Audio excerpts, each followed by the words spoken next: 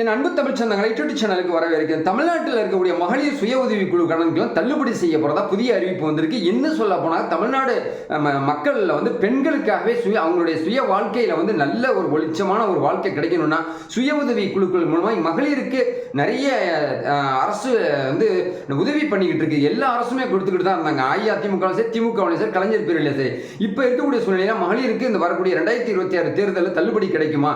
அது மட்டும் இல்லாமல் புதிய நிதி ஒதுக்கீடு எவ்வளவு கொடுக்க போறாங்க அப்படிங்கக்கூடிய பல சுவாரஸ்யமான இன்ட்ரெஸ்டிங்கான வீடியோ நான் போட்டிருக்கேன். மகளிருக்கு தானே வீடியோ, நம்ம ஏன் ஜென்ஸ் பார்க்கணும்னு நினைச்சிடாதீங்க. வீட்டில் உங்க தாய் குலம் இருக்காங்க, உங்க சகோதரிகள் இருப்பாங்க, கணவர் மனைவி எல்லாருக்குமே இந்த வீடியோ பயன்படும். இந்த வீடியோ ஸ்கிப் பண்ணாமல் பார்த்தீங்கன்னா ஃபுல் டீட்டெயில்ஸ் நான் சொல்றது உங்களுக்கு புரிஞ்சிருக்கும். அது மட்டும் இல்லாமல் இந்த சந்தேகத்தை கமெண்ட்ஸில் தெரிவிங்க. வீடியோ நல்லா பார்த்து முடிச்சுட்டு லைக் பட்டனை மறக்காம கிளிக் பண்ணிக்கோங்க. புதிய நண்பர்கள் யாரும் வந்தாலும் சரி சப்ஸ்கிரைப் பண்ணிக்க மறக்காதீங்க. பழைய நண்பர்கள் பழைய சகோதரர்கள் புதிய நண்பர்களை அறிமுகப்படுத்தும் போது சப்ஸ்கிரைப் பண்ணிக்க சொல்லிக்கங்க. பக்கத்தில் இருக்க பெல் பட்டனை கிளிக் பண்ணிக்கோங்க. பட்ஜெட் கூட்டத்தோட 2025 மிகப்பெரிய ஒரு பாப்புலரா ஒரு செய்தியை எதிர்பார்க்கப்பட்டு இருக்குது. அதன் அடிப்படையில் ரகசியமான சில விஷயங்களும் அமைச்சரவை கூட்டத்தில் முடிவெடுக்காம தனிப்பட்ட முறையில் எடுத்துக்கிட்டு இருக்கிறாங்க. பட்ஜெட்ல மகளிர் சுய உதவி குழுக்களுக்கு 3700 கோடி ரூபாய் ஒதுக்கி இது வரைக்கும் மக்களுக்கு பல பிரயோஜனமான விஷயங்களை செஞ்சுக்கிட்டு இருக்கு திமுக அரசுன்னு சொல்லிட்டு முதலமைச்சர் மு க ஸ்டாலின் நேற்று பார்த்தீங்கன்னு சொன்னீங்கன்னா சட்டசபை கூட்டத்தொடரில் எழுச்சியோட ஒரு உரையாற்றினாரு. மக்கள் அதாவது எம்எல்ஏக்கெல்லாம் கைத்தட்டி ஆரவாரம் செஞ்சதை நம்ம பார்த்துருக்கோம். மகளிர் சுய உதவி கலைஞருக்கு 8000 கோடி ரூபாய் தள்ளுபடி செய்யறதுக்கான முதலமைச்சருடைய ஆணையை முக்கியமாக அவங்க குறிப்பாக வழங்கி இருக்கிறதா சொல்லியிருக்கிறாங்க. அதுக்கான ஜீவோ விரைவில் வெளியிடப்படும் சொல்லியிருக்கிறாங்க. திமுக அரசு திராவிட மாடல் அரசு, மக்களுக்கான அரசு, மக்களுக்கே நல்லது செய்வோம் அப்படின்னு சொல்லிட்டு சொல்லியிருக்காங்க. ஸோ 2026 வியூகம் என்னவா இருக்கும் அப்படின்னு சொன்னீங்கன்னா எடப்பாடி பழனிசாமி பற்றி கொஞ்சம் சொல்லிட்டு வந்துடுறேன். தயவுசெய்து கொஞ்சம் கேட்டுக்கோங்க.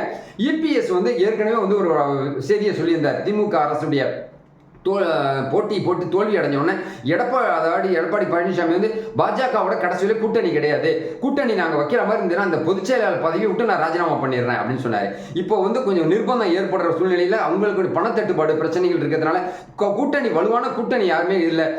இன்னும் சொல்ற விஜய் கூட கூட்டணி வைக்க முடியாது. தாவேகாவோட தலைவர் விஜயோட எழுச்சி நாளுக்கு நாள் மலர்ச்சியாக இருந்துகிட்டு இருக்கிறதுனால விஜய் ரசிகர்களுக்கு மிகப்பெரிய ஒரு தெம்பை கொடுத்துக்கிட்டு இருக்குது. விஜய் ரசிகர்களுக்கு ஒரு சந்தோஷத்தை கொடுக்கணும்னு சொன்னாக்கா விஜய் ரசிகர்கள் மூலமா தமிழ்நாட்டுக்கு ஒரு மாற்றம் ஏற்படுமா அப்படின்னு சொன்னா மூணாவது மாற்றம் ஏற்படணும்னு சொல்லிட்டு எல்லாரும் ஆசைப்படுறாங்க. நான் உட்பட காரணம் என்னன்னு கேட்டீங்கன்னா ஏற்கனவே பார்த்து பழகிட்டோம். திமுகன்னு பார்த்து பழகிட்டோம். ஒரு புது ட்ரெண்டிங்கா ஒரு இளைஞரை வாழ வச்சு பார்ப்போமே, அரியணையில உட்கார வச்சு பார்ப்போம், அவர் என்ன செய்யறான்னு பார்ப்போமே அப்படின்னு சொல்லிட்டு எல்லாருக்கும் ஒரு ஆர்வம் இருக்குது. ஒரு பக்கம் அப்படி இருந்தாலும் ஏன்னா நம்ம இப்போ இதுவும் உங்களுக்கு தெரிஞ்சிருக்கோம். நம்ம திமுகவும் அதிமுகவும் தாவேகாவும் காங்கிரஸ் இல்லை, யாருக்கு நீன்னு சாதாரண உங்களில் ஒரு மனிதன். ஸோ ஓட்டு போடுற நம்ம உரிமை, அந்த பர்சனலை பத்தி நம்ம சொல்ல வேணாம். ஸோ தாவேகாவுக்கு மிகப்பெரிய ஒரு எதிர்காலம் இருக்கு அப்படிங்கிறத ப்ராமிஸ் பண்ணி நான் சொல்லுவேன். ஸோ மகளிர் சுய உதவி குழுக்களுக்கு தள்ளுபடி என்ற தாவேகாவுக்கும் அந்த நிலைப்பாடு இருக்குது, அதிமுகவுக்கும் ஒரு நிலைப்பாடு இருக்குது. பாஜக கூட்டணி அமைக்கணும் அப்படின்னு சொல்லிட்டு பாஜகவுடைய அமித்ஷாவை எடப்பாடி திரு பழனிசாமி பார்த்துட்டு வந்திருக்கிற அடிப்படையில் டெல்லியில் கொடுக்குற மாதிரி 2500 ரூபாய் உதவித்தொகை கொடுக்கலாம், நகைக்கடன் தள்ளுபடி 5 சவரனுக்கு மேலே கொடுக்கலாம், தமிழ்நாடு இளைஞர்களுக்கு வேலை வாய்ப்பு கொடுக்கலாம், தமிழ்நாடு மக்களை எப்படி நம்ம கவர் பண்ணால் நம்ம ஜெயிக்கலாம் அப்படிங்கிற ஒரு வியூகம் அமைச்சிட்டு வந்திருக்கிறாரு. அவருடைய செழிப்புலேயே அவருடைய பேச்சிலேயே நம்ம பேட்டியிலேயே நம்ம பார்த்து தெரிஞ்சுக்கிட்டோம். ஸோ நம்ம விஷயத்துக்குள்ள வந்துடும். திமுகக்குள்ள அரசுக்குள்ள தமிழ்நாடு மக்களுக்குள்ள பேசுறது வருவோம்.